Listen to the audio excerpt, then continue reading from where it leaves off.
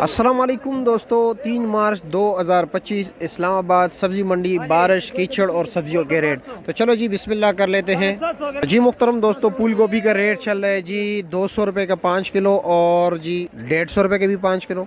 बंद गोभी का रेट चल रहा है जी 40 रुपया पर केजी और जी टिंडे का रेट चल रहा है जी 50 रुपया पर केजी और खीरे का रेट है जी 60 रुपया पर केजी और शिमले का रेट चल रहा है जी 500, 600 और 550 रुपये दड़ी।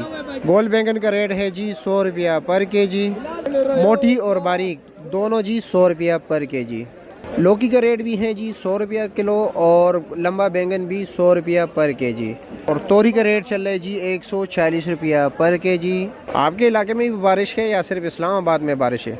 और मटर का रेट है जी 70 रुपया पर केजी। तो जी आखिरकार बारिश की वजह से रेट गिर गया है, 240 रुपये किलो हो गया लीमू और भिंडी का रेट है 160 रुपये किलो।